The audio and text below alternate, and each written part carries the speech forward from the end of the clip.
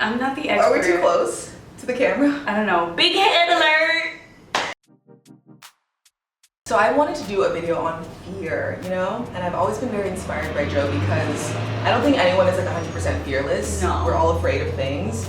But you just are someone who doesn't are someone? Am I? You are someone who doesn't let fear stop you. But that's like, she's being kind. I'm not guessing you. Other people do the same thing. You do it a lot too. Totally. Like, and that's why we talk about this kind of stuff, because like we'll help each other to like get over it. We'll be like, come on, let's dig deep. There's something else under here. So yeah, I mean, I think it's a good skill to have. Yeah. To use your fear as fuel, because look around you. I mean, you're probably in your apartment or home by yourself, but when you're in public, look around you.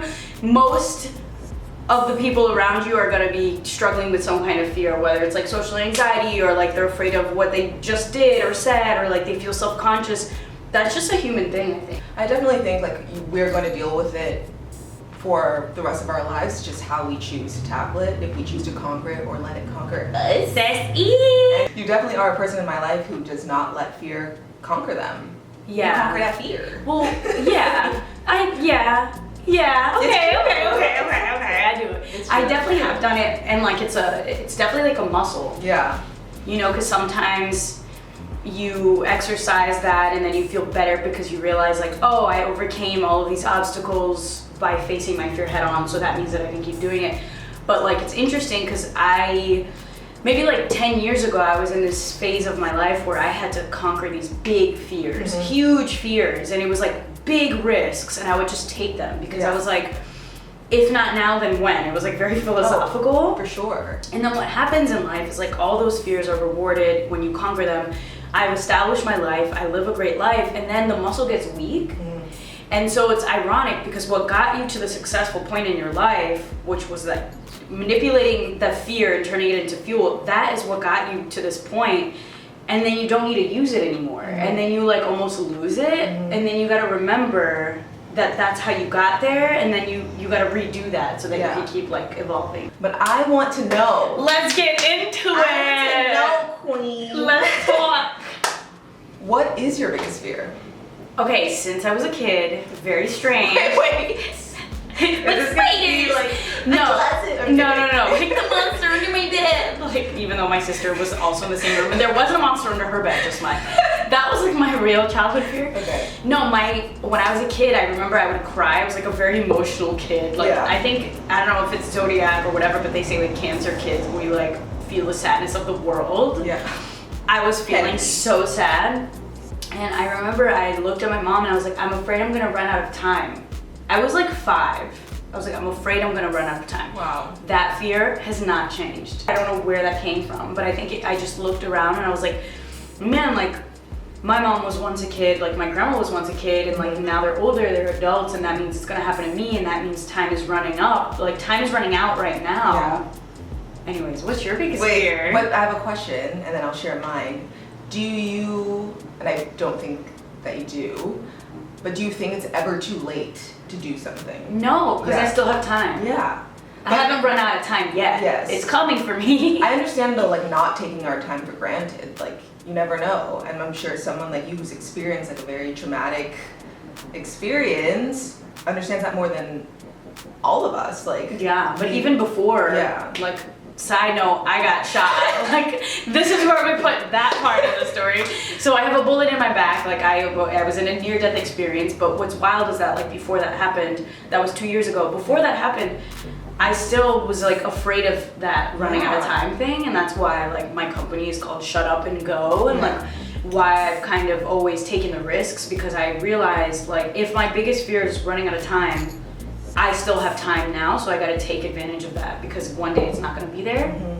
My biggest fear is very similar. It's related to time and family, but mine is feeling like I won't be able to take care of my family in enough time.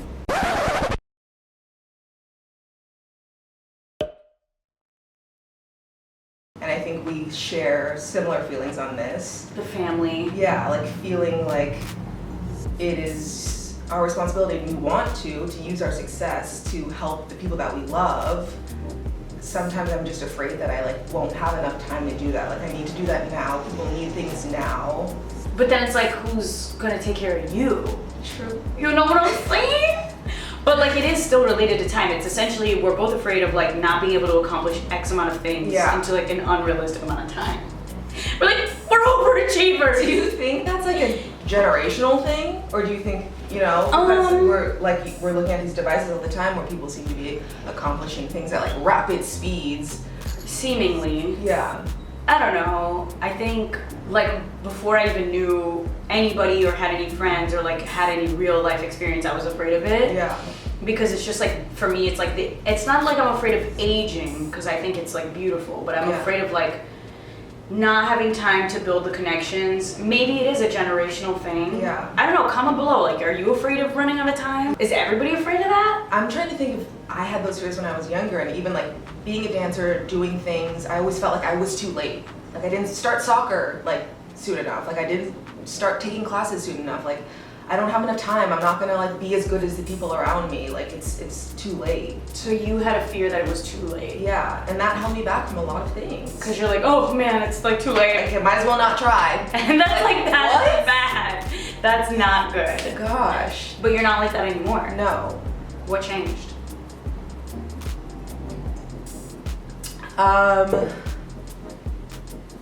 Realizing that it's like never too late, and time is going to pass anyway. Time is happening now. So why not take advantage of it instead of like living in fear of it happening because it's happening anyways. So even though I know you're a person that does not let fear get in her way as much as the average person, can you recall a time where you did let fear stop you?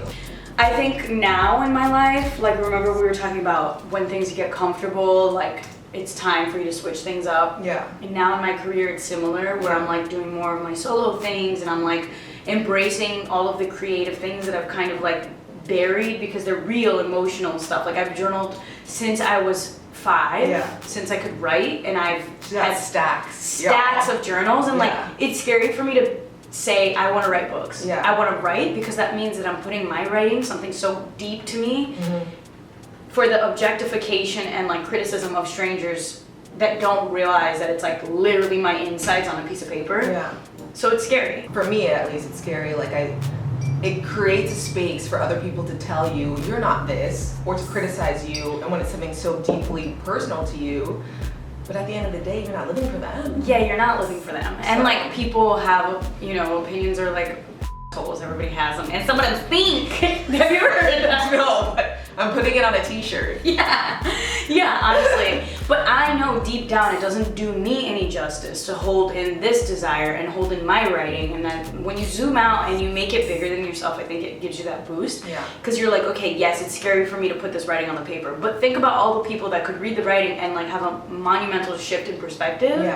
Because they read some work that's like highly personal to me. The impact is bigger than that small fear. When you zoom out and you think this can impact people's lives, my fear is minuscule in comparison to like positive change that will come from these pieces of work. That's how I've like viewed my channel for the longest time.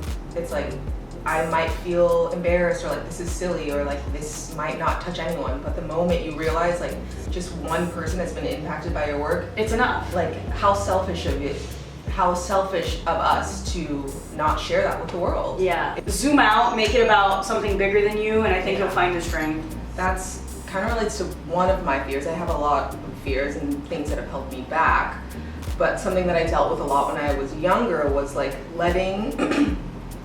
hearing someone say something that I thought was offensive and letting the fear of like what they would think about me if I stood up to them get in the way of not saying anything. And now I'm more vocal about like, that's not right, that's not respectful, it's just not okay. Now I can do that. I just wish that back then I would have had less of that fear because maybe those people wouldn't still think that way. Don't be afraid to call something out if it's wrong.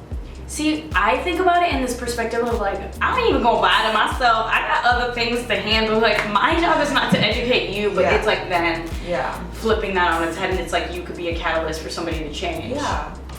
The card ran out of space. Because we don't stop talking. She's sweating. So she has to hydrate. Okay, let's get back into it. Okay, I want to know if you've ever had a time where you didn't let fear get in the way and it like backfired? No. And you didn't grow or learn or gain anything from that experience. That is not possible. Like if you do something scary, to you will always end up with a revolutionary thought. Yes, even if you fail, and failure is It's part of the inevitable, process. you still learn from that experience. You still grow from that experience. There's never been a time where you didn't do something that scared you and you didn't grow. What's been like what's been the most recent thing that you like went out of your comfort zone, did something that was scary and came out with like a gem? I mean, like the most recent thing I can remember is like my last video. I was so afraid to like share my perspective on working in digital or offering advice because I just didn't want to look foolish. When I'm teaching somebody a language that like I barely speak, and then people come out of nowhere because everybody's a linguist all of a sudden and like calling me out on my sheet, and I'm just like, great, thanks. That's why I always recommend that people learn languages. Yeah. It's like a mental thing to withstand criticism. Mm-hmm. Because you're always wrong, you're always making mistakes, and you have to be like, okay, I can still do this, you know? It's like an exercise for your ego. It is so scary. I know every time I like go to a different place and I learn a phrase, I'm so afraid. You're afraid, yeah. Be called out, so I don't even say it. That's actually like a hidden thing Yeah. that I'm realizing. I think I have a better relationship with fear because I learn languages for a living. Yeah. And that means I'm constantly making mistakes and like Always stumbling making on yourself myself. vulnerable. Yeah. Always making myself vulnerable and like have used that to benefit me in like a way now that I speak 5 languages. But it's like because I'm willing to make those mistakes and face that fear. You have to be, that's like a great, that's the key. You have to be willing to make mistakes and to like fall on your face and know that you will get up. And you will come out fluent. You will thrive. Yeah. Because even all those people in the comments, like in my videos when I was teaching Portuguese, they were like, you don't even speak Portuguese. And then you know what happened? I ended up speaking amazing Portuguese after like all these videos of just like dealing with the comments and dealing with like the bitch assness that was like bringing me down. I like didn't stop. And like it helped me in the long run. So I'm like, thank you. What piece of advice would you give someone out there who's potentially about to let fear get in the way of them trying to chase their dreams or It's so tough because I'm like a little crazy. Honestly, I think realizing that everybody who's in successful positions, they are afraid of certain things, right? And like what makes them any better than you? And then you realize like you're all humans, you're made of the same flesh and bones. And so if they can do it, so can you. Realize that we are all very much the same. And the only difference between somebody that you admire and you, if you're stuck in a position where you can't accomplish your dreams, is that the people who you admire probably said, I don't give a crap about the fear. I'm gonna start this now. That's the only difference. Yeah. To add on top of that, don't let the fear of what other people, because we're always concerned about like what other people are doing, how other people are achieving things, don't let the fear of what other people will think about you stop you from going after what you want. I know that's a big fear that a lot of people deal with. Like a big fear with me starting my channel was like, oh my God, my friends from back home are gonna see this, they're gonna think this is so like lame, like people are not gonna think that what I have to say is of value. And then what, I never do it because I'm so worried about people who really are not concerned. Yeah. Like they're not bothered. And that's a great thing. When you realize like nobody really cares, you're like, sweet, I can do whatever. Yeah. And then they will care. And maybe they won't. But like again, I don't think it's fair to deprive yourself of something that you really, really want to do because of fear. I don't think it's fair. No, you're cheating yourself. Yeah. And then you know what's gonna happen? Your desire will never go away if you're breathing right now and you have time. Yeah. Oh. If you're breathing right now, you have time. What time? If you're breathing right now, you have time. Ready to go like look for apartments. I know, yeah. There's gonna be a video on the Damon and Joe channel of us looking for apartments so we could teach you how to live fearlessly in your own accommodation / in a better life. Like 2.